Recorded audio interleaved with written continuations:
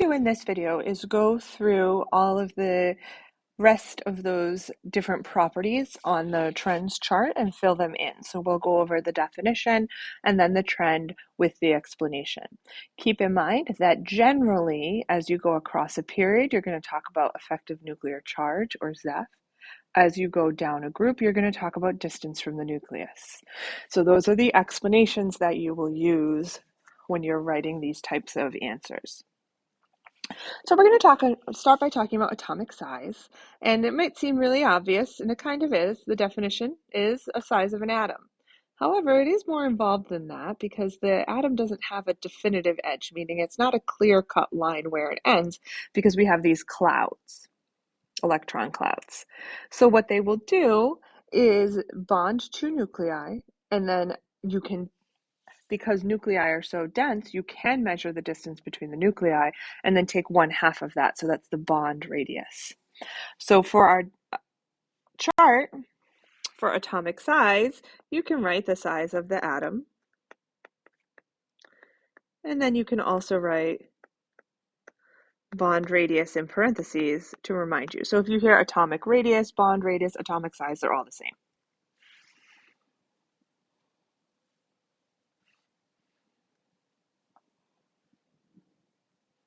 The trends are here. As you go down a group, the atomic radius increases, or atomic size increases. That's because you're adding energy levels there, okay? The electrons are further away from the nucleus because you're adding energy levels, so the atom is bigger. As you go across a period, the size gets smaller. So it's just like when we talked about effective nuclear charge. We are not adding energy levels across a period. Our highest energy level remains the same. However, we are increasing protons and electrons, so we are increasing that ZEF. As you go across, since we're not moving them out to the further rows, we are increasing the attraction. It's going to suck those electrons in more. The more attraction there is, the more they'll get sucked in towards the nucleus.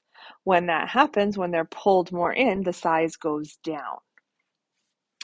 So on our chart, atomic size, the period trend is that it decreases.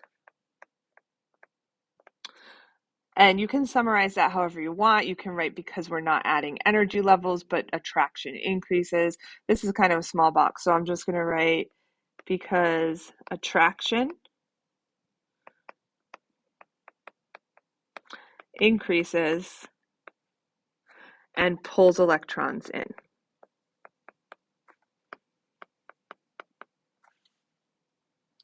As you go down a group, the size increases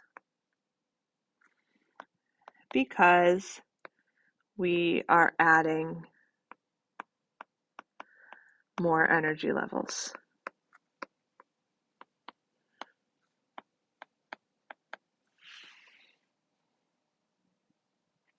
So now we're going to talk about ionic size, and there's very similar. Okay, we're going to say it's the size of an ion. And then this is the trend we're going to kind of throw in there. Okay, so we can just write size of ion here. And then as we go across the period, they'll follow the same patterns as the atoms. But the negative ions are always, if you take a look at the notes we have here, the negative ions are always larger than the parent ion, and the positive ions are always smaller. So across a period, it is going to follow the same general trend, except it's going to follow the same general trend for positive and then for negative. Okay, so we would say for an atom, they get smaller as you go across a period. Here, we can't really make that comparison because we have the positives on the left side and the negatives on the right side, and it's kind of hard to compare them. We can say that as we go down for the ions, it gets bigger. Okay, that's the same trend because we don't have to worry about positives and negatives. So for the group, we can say it increases because you're adding energy levels.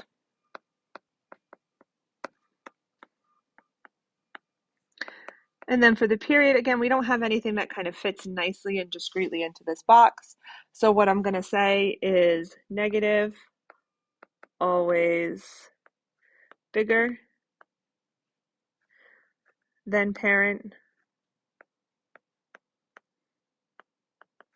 positive, always smaller than parent.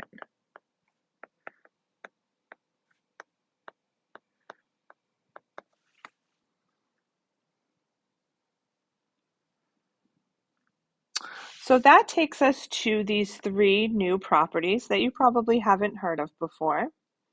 Atomic size, ion size, that's pretty easy to visualize. The next three I'm going to spend a little bit more time talking about. Ionization energy, the definition is the energy required to remove an electron from an atom or an ion. This part right here, the or an ion part, we won't really get into. So basically what that is that your ionization energy, you have a first, second, third, and so on ionization energy. For purposes of this class, we're just going to talk about first ionization. So if you Google and you're looking for extra help, you might see that. That is not something we need to worry about for this class. So we're just going to be talking about the energy required to move an electron from an atom. So that's what I'm going to write in our chart.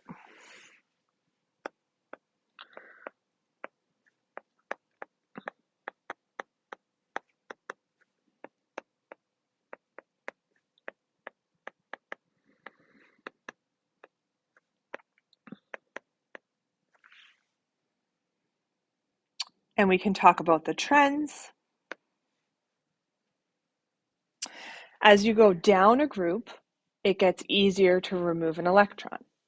They are further away. So if you go back to the concert analogy from the prior video, if you had to go into the Boston Garden and you had to remove someone, you had to get someone to leave. That was your one job.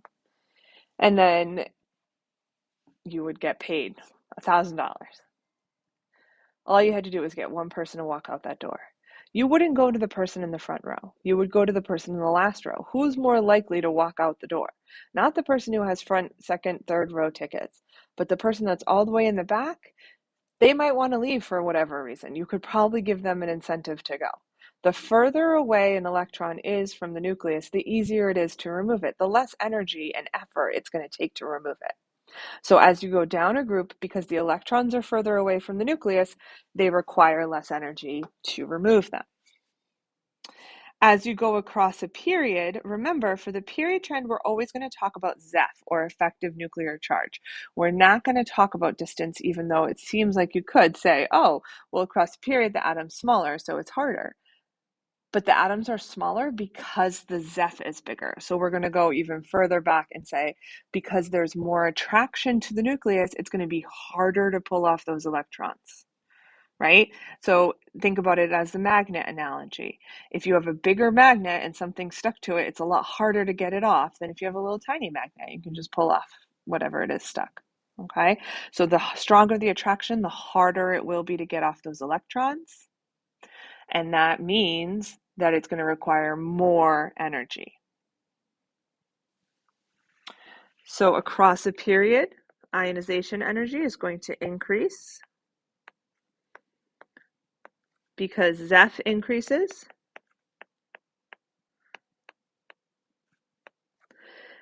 which makes it harder to pull off an electron.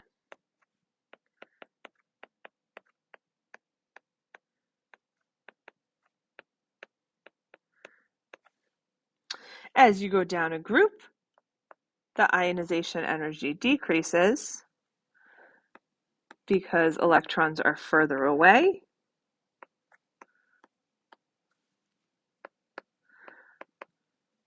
And because then it's easier to pull them off.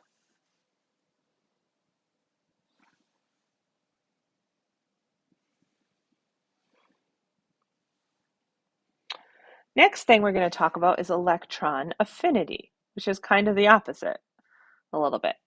Electron affinity is a measure of a neutral atom's ability to steal an electron from someone else.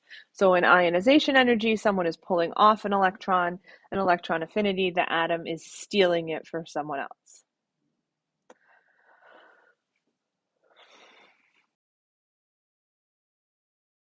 The electron affinity, which again is the ability to steal an electron, goes down.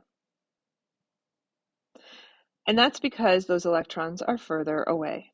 Okay, the bigger the atom is, the further away the electrons that they're trying to steal is, right? So if you think about it in terms of distance, there's a reason why the CVS downstairs from the high school is the one that kids always steal from, because it's close. It's easier for them to get to it and to steal from that. The electron affinity is lower. It takes less effort. The further away something is, like you're not going to want to go steal from a CVS in California. That's going to take a lot of effort. You're going to have to somehow get to California and then steal. Okay, so the further away something is, the more effort it takes, the less the ability is to steal. So electron affinity, again, is the ability. So the further away something is, the lower the ability is. So that's going to be the group trend. It decreases because electrons are further away and harder to steal.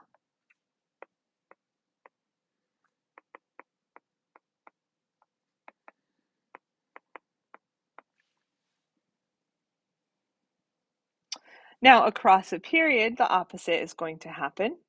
The electron affinity is going to increase, and that's because the attraction is increasing. So when people are stealing things from CVS, they're stealing them with their hands. Atoms don't have hands. So how does an atom steal something? It uses its it uses its nucleus, its positive charge, to reel in that negative charge, okay? So the bigger the attraction, the bigger the Zeph, the easier it's going to be for an atom to steal an electron. It's like having just your hands versus having a big backpack. Okay, the bigger it is, the backpack, the more stuff you can steal. So the bigger the charge is, the effective nuclear charge, the more stuff you can steal, the more electrons you can steal. So electron affinity, as you go across a period, is going to increase because Zeph increases.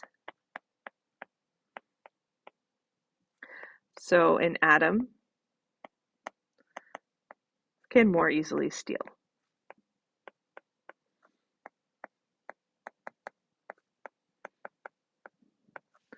For the record, I am not advocating stealing from anywhere, CVS or otherwise. I'm just using it as an analogy.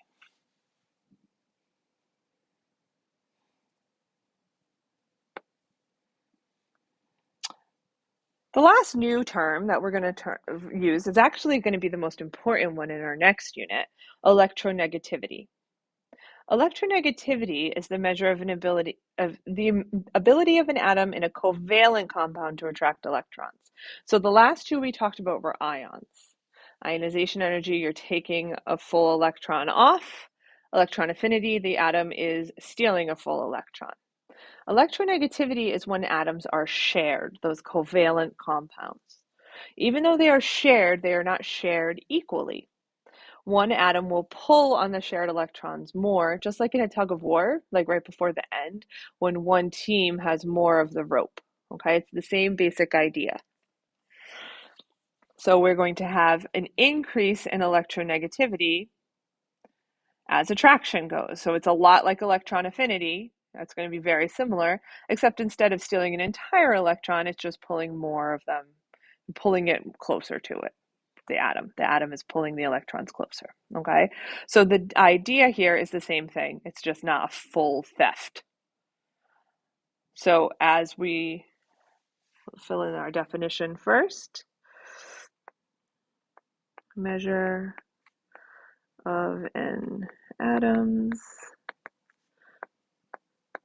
ability to pull electrons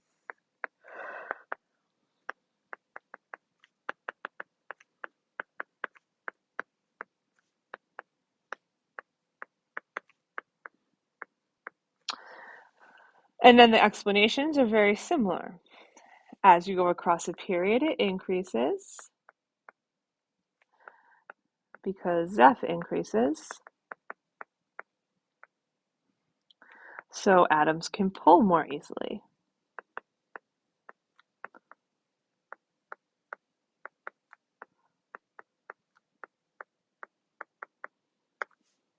And then as you go down a group, it decreases because those electrons that it's trying to pull are further away.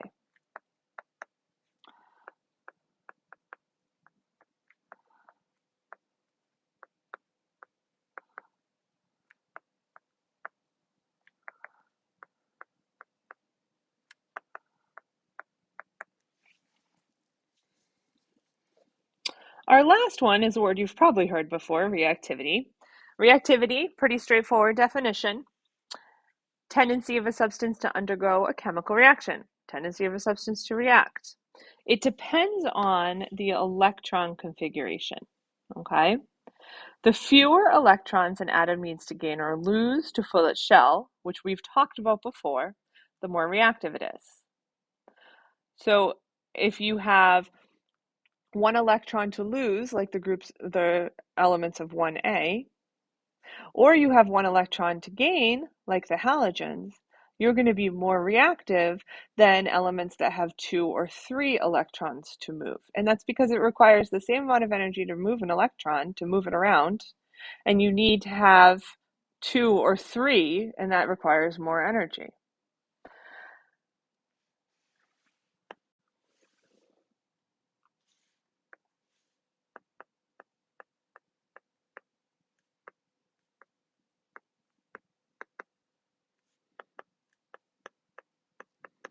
And I'm also going to put depends on electron configuration. So across a period, we're going to put groups 1A and 7A are most reactive. And then there is a group trend. Okay, so it's not really a period trend, but there is a group trend. As you go down a group, it's easier to react.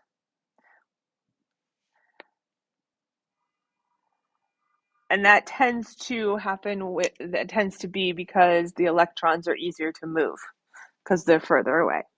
So we can just write increases as you go down a group, reactivity.